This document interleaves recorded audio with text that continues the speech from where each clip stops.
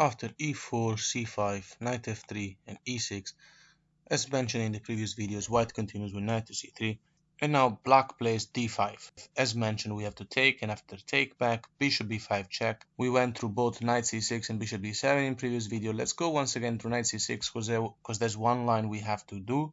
Here we have to castle, and after bishop e7 and d4, knight f6, black is one step away from castling, and now we go and exploit the pin. In the second video of this series, if you've missed that, go and watch it. You can find it on my channel. We went through bishop d7 and everything that happens next. Let's look at this move now. Well, two moves actually, queen d6 and queen to b6. So queen to d6 here is a mistake because white simply plays bishop to f4. You're threatening to move the knight away with an attack on the rook whilst defending the bishop. You're literally winning a tempo. Playing a move like queen to e6 while still defending the knight is even worse because you can play rook to e1 and it's completely over now because the queen will have to no longer defend the knight, so she will have to go away somewhere. Wherever she goes, there's going to be double attack on the knight, and otherwise the queen will have to go back to f4, but then black has just wasted a tempo going back and forth. So in this position, after bishop to f4, what happens after queen going all the way back to d8? Well, very simple here. You just take the knight and you're up a piece. Okay, pawn takes, it makes it even worse because you're going for this, the rook. So back in this position, what's black's best move? Believe it or not, it's king to f8. Of course, castling is not possible. If you castle, then simply white is threatening to take the knight with the knight for free.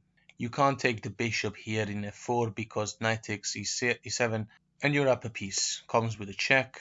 And of course you can't take back with the queen because bishop takes, and pawn can't take because the other bishop will take the queen. So here computer move is king to f8. Black is purposely provoking white into playing knight to g6 check, where black will take back with the h pawn, and after taking the bishop, black will take back, and you given two minor pieces for the queen. Now don't get me wrong, if you want to do it, you're still winning because the position will be evaluated like plus 230 or 250 at this point, so it's very good for white. I mean, I would play it in a game if I were in the mood of simplifying things, and I'm often in such a mood. But here the even more accurate move by the engine is bishop to g3. The reason is very simple, and it's a beautiful, very instructive thing.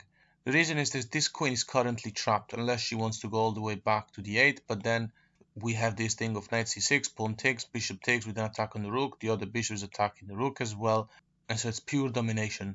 The queen is trapped if you think about it. Going to e6 will run into rook e1, d7 is not accessible, c7 doesn't make a difference. Well, actually c7 is even worse because the queen will no longer be protected by the bishop, so you'd be giving away only one minor piece for the queen. So here what happens after a6, for example. That's not possible because, as mentioned before, there's this common pattern here. Knight takes in c6, free piece, because of the discovered attack on the queen. What happens after queen to e6? In previous scenario, we mentioned how rook e1 was the best move. In this case, bishop takes, and after pawn takes back, rook e1 can be played now. So that's the most accurate way to play. And white has a very good advantage. Let's just remember that we always have the move knight g6 available.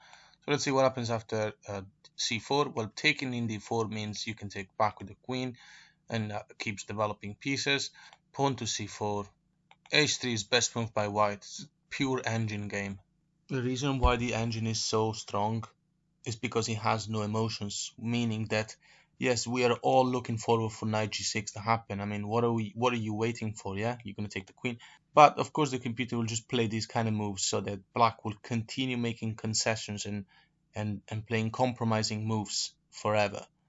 There's no reason to simplify already because this can happen anytime we want. The queen is currently trapped. Now if you're thinking that the queen can just escape the whole knight check and rook taking the queen thing by going, for example, to f5, then you'd be scolding the computer and say, why didn't you do knight g6 first and then rook takes and simplify?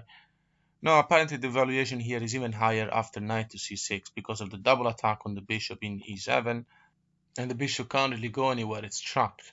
All of these squares are attacked by white pieces or pawns, including the 8 attacked by the knight, so the queen will have to go back to d7. It's like, the computer is just enjoying dominating rather than simplifying because he has no emotions. In this position, after bishop to d6, finally this is the moment to play knight to g6 check, h takes, and after rook takes. Now here there's an attack on the bishop, so black cannot really capture the rook, otherwise bishop takes bishop would check. So after bishop takes g3, now white's best move is taking the free pawn, saving the rook. And what black's best move is bishop to d7, attacking the rook. The rook can't go to attack the bishop because of the dark split bishop, which is defending the dark diagonal. So white's best move is this one, fairly obviously. It keeps this piece hanging and with so much better in material.